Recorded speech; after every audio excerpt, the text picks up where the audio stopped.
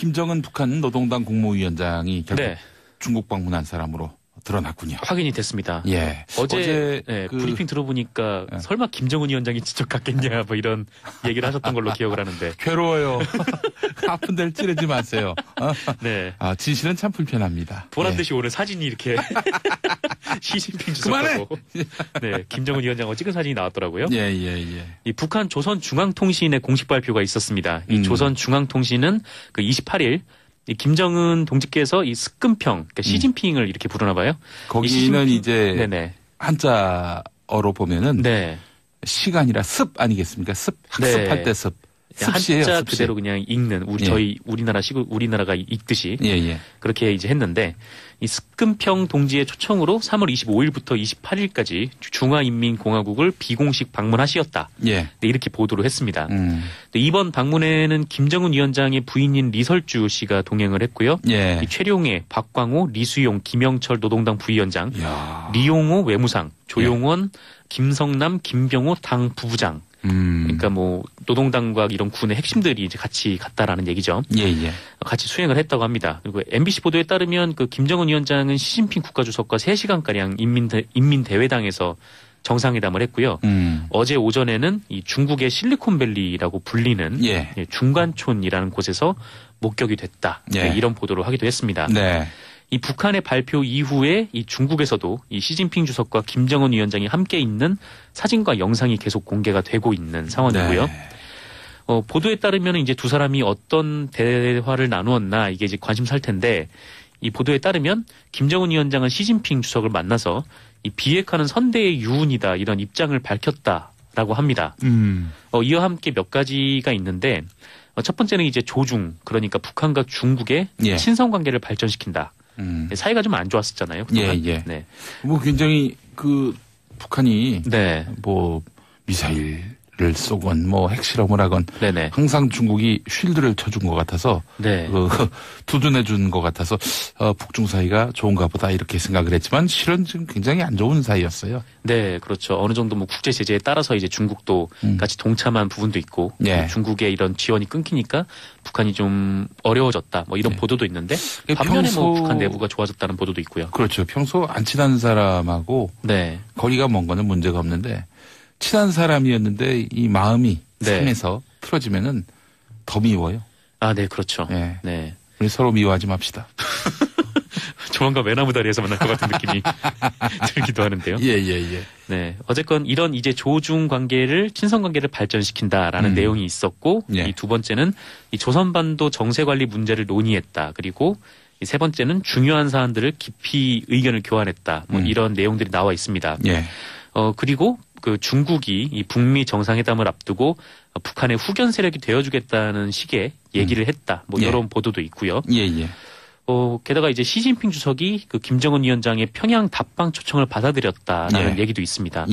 이게 사실이라면 이 관계가 이제 완전히 회복이 됐다라고도 볼 수 있는 얘기인 거죠. 근데 정말 깜짝 놀랄 방문과 결과인데, 이 북미 정상회담 그리고 뭐 남북 정상회담을 앞두고 외교가 지금 활발하게 움직이고 있습니다. 전반적으로 그 지금 북한이 주변 국가들과의 그 관계 회복을 위해서 애를 쓰고 있다는 느낌이 드는데 그러나 주변 국가들의 전제가 있습니다. 비핵화. 비핵화라는 큰 선물을 내놓을지 이것도 한번 지켜봐야 될 것 같습니다. 네, 그렇습니다. 자, 정봉주 전 의원 소식 전해달라는 문자가 많이 오고 있는데 다음 소식이죠? 네, 정봉주 전 의원 소식인데요. 이 성추행 진실 공방을 벌여온 정봉주 전 의원이 이 가해 날짜로 지목된 당일 이 피해자의 주장대로 호텔 커피숍에 갔다는 걸 증명할 카드 내역이 공개가 됐습니다. 정봉주 전 의원은 피해자 A씨의 주장을 반박을 하면서 렉싱턴 호텔에 가지 않았다라는 주장을 이어왔는데요. 이 피해 날짜로 지목된 2011년 12월 23일 그 렉싱턴 호텔에서 그 정봉주 전 의원이 이 카드를 결제한 내용을 스스로 확인했다 이렇게 밝혔습니다. 이에 정봉주 전 의원 측은 뭐 자신의 그 주장이 탄핵이 된 셈이니까요. 이 프레시안 등 관련 보도를 한 언론에 대한 고소를 취하했다 이렇게 보도자료를 통해서 밝히기도 했습니다. 이 A 씨는 27일 기자회견을 열어서 이 피해 당일 그 스마트폰 애플리케이션인 그 포스퀘어를 통해서 이 자신이 렉싱턴 호텔에 있었음을 기록한 증거가 있다 이렇게 공개를 한 바가 있는데 이전까지만 해도 이제 오후 1시에서 뭐 3시 사이일 것이다 뭐 이런 공방이 오고 가다가 예. 그때 이제 피해자가 하신 얘기는 이 피해 시간이 오후 5시 반을 넘어선 시간이었다는 거예요. 예, 예. 근데 정봉주 전 의원 측은 이 5시까지 충분히 기록된 이 사진 자료를 가지고 있다가 이 시간이 오후 5시 이후로 특정이 되자 이 관련의 자료를 모으던 중에 이 카드 사용 내역을 발견했다 이런 입장을 취했습니다. 예. 어쨌든 이 고소는 취소가 돼도 이 공직선거법 위반은 반의사 불벌죄이기 때문에 네. 이 관련 수사는 계속 진행이 될 것으로 보이고요. 아, 프레시안에 대해서 말입니까? 네, 예. 프레시안이 전봉주 전 의원을 상대로 건 고소도 있고, 예, 전봉주 의원이 건 고소도 있는데, 예. 뭐 이거는 뭐 반의사 불벌죄라고 해요. 그래서 수사는 계속된다고 하는데, 전봉주 전 의원 측은 뭐 오늘 중으로 입장을 낼 것으로 알려졌다가 다시 지금 또 안 낸다는 얘기도 있고요. 아, 본인의 입장과 거취에 대해서 빠른 시간 안에 직접 별도로 말씀드리겠다고 보도 자료를 또 냈어요. 네, 그렇습니다. 예. 이후에 어떤 입장이 나올지 함께 들여다봤으면 좋겠습니다. 예. 자, 다음 소식. 최순실 회고록. 네. 최순실 씨가 회고록을 냈습니까? 내려고 준비 중입니다. 제목이 나는 누구인가. 네. 나는 누구인가. 모두가 궁금해하는 그 제목이긴 하죠. 네, 예. 이 최순실 씨 변호인 이경재 변호사에 따르면 이 최순실 씨는 자신이 살아온 인생과 이 재판 과정을 담담하게 기록하자는 취지로 이처럼 회고록 제목을 지었다라고 합니다. 예. 아울러 다음 달 4일 시작되는 그 2심 재판에서도 이 회고록 내용을 일부 반영한 변론서를 제출할 계획이다라고 하는데요. 예. 이 최순실 씨는 구치소에서 구입한 공책에 이 회고록을 쓰고 있는 것으로 전해졌고요. 이 재판에 출석하는 날을 제외하면 매일 쓰고 있다라고 합니다. 뭐 이미 3개월여간 쓴 회고록 분량이 이 공책 300여 쪽에 이른다라고도 하고요. 여기에는 이제 박근혜 전 대통령과의 인연 그리고 독일 생활, 뭐 특검 조사 때 겪었던 상황 등을 기록하고 있다라고 하는데. 이경재 변호사가 뭐 예전에 이제 최순실 씨에게 뭐 기록의 중요성을 강조하면서 회고록을 써봐라 이렇게 제안을 했다고 해요. 예. 근데 제안을 하면서 그 예로 든 것이 그 이순신 장군의 그 난중일기. 네, 그거를 이제 예로 들어서 회고록을 써보라고 했답니다. 예. 그래요. 나는 누구인가. 네. 최순실이 아니다. 최서원이다. 아, 네. 예. 그 이전에 또 그것도 개명을 했던 거 아닙니까? 최순실 씨도 아닌가요? 그냥 계속. 그 전에도. 그 전에는 아니군요. 그냥 본명이 최순실이었다가 최서원으로 개명을 한 걸로. 네. 그렇습니다. 그렇게 기억이 납니다. 예. 회고록이 나온다. 구매를 많이 할까요, 사람들이? 글쎄요. 뭐 궁금해 하실 거는 같긴 한데. 예. 네. 언론사 기자들은 한번 과거사에 대해서 관심 갖고 있는 분들은 아마 들여다볼 가능성이 있는데, 여하간 회고록이 어느 출판사하고 할 건지 계약이 된 겁니까? 일단 써보라고 해서 지금 쓰고 있는 상태이기 때문에, 써보라고 해서.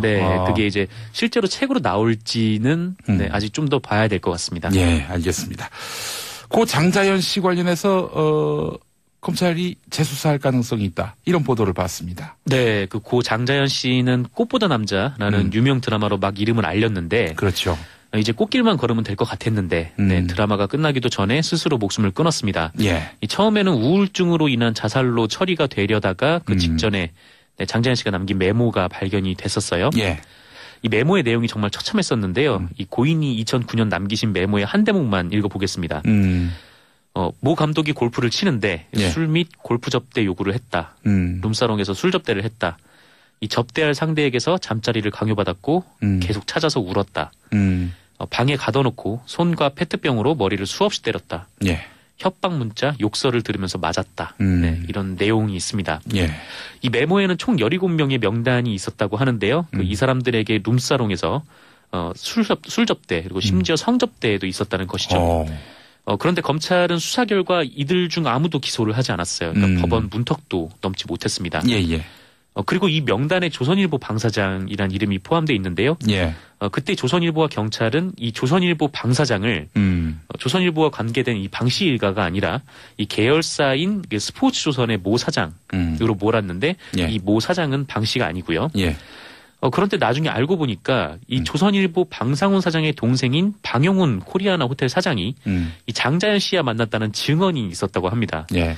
그 스포츠조선 전 사장을 네. 정상근 기자가 취재한 적이 있었잖아요. 네, 예전에 한번 만나 뵌 적이 있었는데 네. 그때도 억울함을 계속 토로를 하시면서 그럼 본인은 장자연 씨를 만난 일이 없었는데 네. 뭐 덮어씌웠다. 아니요. 장자연 씨를 만난 일이 있었다라고 얘기를 했습니다. 만났는데 네.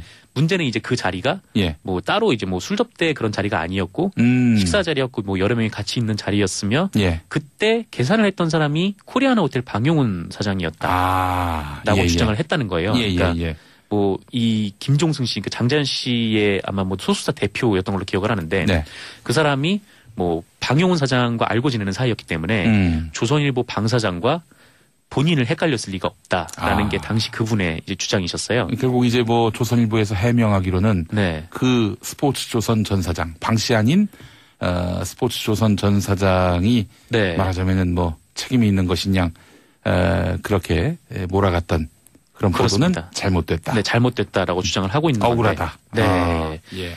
그때 이제 뭐 그렇게 전 스포츠조선 사장으로 이렇게 얘기가 나왔는데 뭐 그 자리에는 조선 그 코리아나 호텔 방용훈 사장이 있었다는 것이죠. 예. 코리아나 호텔 그 측면을 보면은 조선일보 관련된 그 전광판이 있어요. 그렇죠. 그 건물이 이제 조선일보 건물로 이렇게 착각을 하시는 분들도 많은데. 그 조선일보 사옥 아니에요? 네, 그거는 이제 코리아나 호텔이고요. 그 뒤편에 보면은 조선일보 사옥이 따로 있습니다. 뒤편에? 네네. 알겠습니다.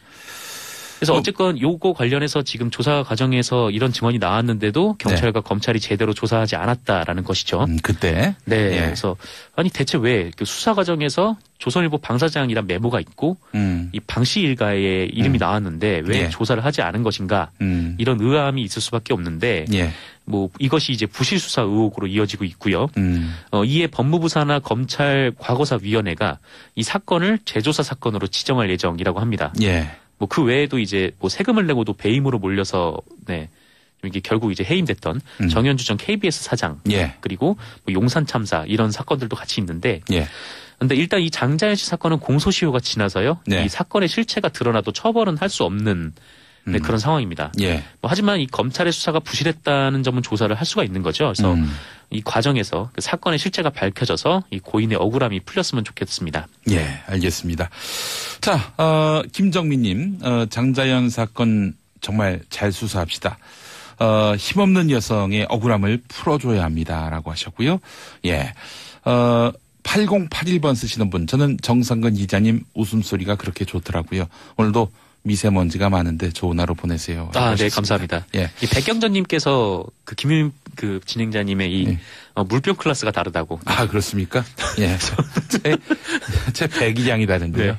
인식을 못하고 있었어요. 그렇습니다.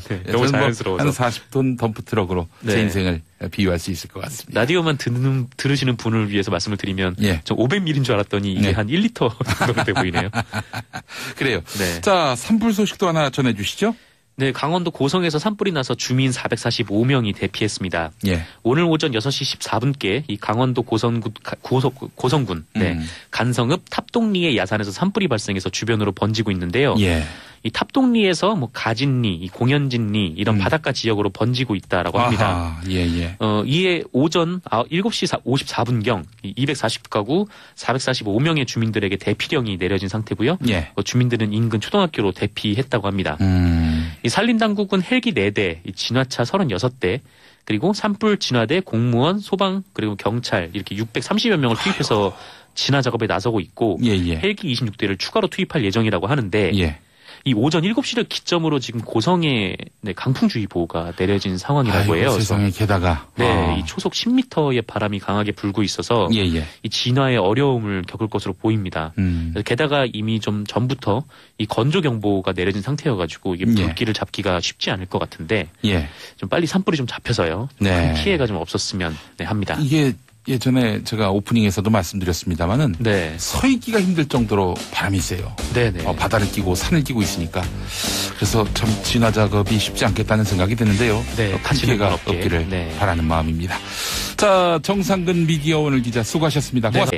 이전까지만 해도 이제 오후 1시에서 뭐 3시 사이일 것이다 뭐 이런 공방이 오고 가다가 그때 이제 피해자가 하신 얘기는 이 피해 시간이 오후 5시 반을 넘어선 시간이었다는 거예요. 예, 예. 근데 정봉주 전 의원 측은 이 5시까지 충분히 기록된 이 사진 자료를 가지고 있다가 이 시간이 오후 5시 이후로 특정이 되자 이 관련의 자료를 모으던 중에 이 카드 사용 내역을 발견했다 이런 입장을 취했습니다. 예. 어쨌든 이 고소는 취소가 돼도 이 공직선거법 위반은 반의사 불벌죄이기 때문에 이 관련 수사는 계속 진행이 될 것으로 보이고요. 아, 프레시안에 대해서 말입니까? 네, 프레시안이 정봉주 전 의원을 상대로 건 고소도 있고, 정봉주 의원이 건 고소도 있는데, 뭐 이거는 뭐 반의사 불벌죄라고 해요. 그래서 수사는 계속된다고 하는데, 정봉주 전 의원 측은 뭐 오늘 중으로 입장을 낼 것으로 알려졌다가 다시 지금 또 안 낸다는 얘기도 있고요. 본인의 입장과 거취에 대해서 빠른 시간 안에 직접 별도로 말씀드리겠다고 보도 자료를 또 냈어요. 네, 그렇습니다. 이후에 어떤 입장이 나올지 함께 봤으면 좋겠습니다. 예. 자, 다음 소식. 최순실 회고록. 네. 최순실 씨가 회고록을 냈습니까? 네. 같이 수행을 했다고 합니다. 그리고 MBC 보도에 따르면 그 김정은 위원장은 시진핑 국가주석과 3시간가량 인민대회당에서 정상회담을 했고요. 어제 오전에는 이 중국의 실리콘밸리라고 불리는 중간촌이라는 곳에서 목격이 됐다. 이런 보도를 하기도 했습니다. 네. 이 북한의 발표 이후에 이 중국에서도 이 시진핑 주석과 김정은 위원장이 함께 있는 사진과 영상이 계속 공개가 되고 있는 상황이고요. 보도에 따르면 이제 두 사람이 어떤 대화를 나누었나 이게 이제 관심사일 텐데 이 보도에 따르면 김정은 위원장은 시진핑 주석을 만나서 이 비핵화는 선대의 유운이다 이런 입장을 밝혔다라고 합니다. 이와 함께 몇 가지가 있는데 첫 번째는 이제 조중 그러니까 북한과 중국의 친선 관계를 발전시킨다. 사이가 좀 안 좋았었잖아요. 그동안. 네. 뭐 굉장히 그 북한이 뭐 미사일을 쏘건 뭐 핵실험을 하건 항상 중국이 쉴드를 쳐준 것 같아서 두둔해 준 것 같아서 북중 사이가 좋은가 보다 이렇게 생각을 했지만 실은 지금 굉장히 안 좋은 사이였어요. 네, 그렇죠. 어느 정도 뭐 국제 제재에 따라서 이제 중국도 같이 동참한 부분도 있고 중국의 이런 지원이 끊기니까 북한이 좀 김정은 북한 노동당 국무위원장이 결국 중국 방문한 사람으로 드러났군요. 확인이 됐습니다. 예. 어제 브리핑 들어보니까 설마 김정은 위원장이 직접 갔겠냐 뭐 이런 얘기를 하셨던 걸로 기억을 하는데. 괴로워요. 아픈 데를 찌르지 마세요. 네. 아, 진실은 참 불편합니다. 보란 듯이 오늘 사진이 이렇게 시진핑 주석하고 김정은 위원장하고 찍은 사진이 나왔더라고요. 이 북한 조선중앙통신의 공식 발표가 있었습니다. 이 조선중앙통신은 그 28일 이 김정은 동지께서 이 스끈평, 그러니까 시진핑을 이렇게 부르나 봐요. 거기는 이제 한자어로 보면은 시간이라 습 아니겠습니까? 습 학습할 때 습. 습시예요, 한자 습시. 그대로 그냥 읽는 저희 우리나라가 읽듯이 그렇게 이제 했는데 이 스끈평 동지의 초청으로 3월 25일부터 28일까지 중화인민공화국을 비공식 방문하시었다. 이렇게 보도를 했습니다. 이번 방문에는 김정은 위원장의 부인인 리설주 씨가 동행을 했고요. 이 최룡해, 박광호, 리수용, 김영철 노동당 부위원장, 리용호 외무상, 조용원, 김성남, 김병호 당 부부장. 그러니까 뭐 노동당과 이런 군의 핵심들이 이제 같이 갔다라는 얘기죠. 국가들과의 그 관계 회복을 위해서 애를 쓰고 있다는 느낌이 드는데, 그러나 주변 국가들의 전제가 있습니다. 비핵화. 비핵화라는 큰 선물을 내놓을지 이것도 한번 지켜봐야 될 것 같습니다. 네, 그렇습니다. 자, 정봉주 전 의원 소식 전해달라는 문자가 많이 오고 있는데 다음 소식이죠? 네. 정봉주 전 의원 소식인데요. 이 성추행 진실 공방을 벌여온 정봉주 전 의원이 이 가해 날짜로 지목된 당일 이 피해자의 주장대로 호텔 커피숍에 갔다는 걸 증명할 카드 내역이 공개가 됐습니다. 정봉주 전 의원은 피해자 A씨의 주장을 반박을 하면서 렉싱턴 호텔에 가지 않았다라는 주장을 이어왔는데요. 이 피해 날짜로 지목된 2011년 12월 23일 그 렉싱턴 호텔에서 그 정봉주 전 의원이 이 카드를 결제한 내용을 스스로 확인했다 이렇게 밝혔습니다. 이에 정봉주 전 의원 측은 뭐 자신의 그 주장이 탄핵이 된 셈이니까요. 이 프레시안 등 관련 보도를 한 언론에 대한 고소를 취하했다 이렇게 보도자료를 통해서 밝히기도 했습니다. 이 A씨는 27일 기자회견을 열어서 이 피해 당일 그 스마트폰 애플리케이션인 그 포스퀘어를 통해서 이 자신이 렉싱턴 호텔에 있었음을 기록한 증거가 있다 이렇게 공개를 한 바가 있는데 어려워졌다 뭐 이런 보도도 있는데 반면에 뭐 북한 내부가 좋아졌다는 보도도 있고요. 그렇죠. 평소 안 친한 사람하고 거리가 먼 거는 문제가 없는데 친한 사람이었는데 이 마음이 상해서 틀어지면은 더 미워요. 아, 네, 그렇죠. 네. 네. 우리 서로 미워하지 맙시다.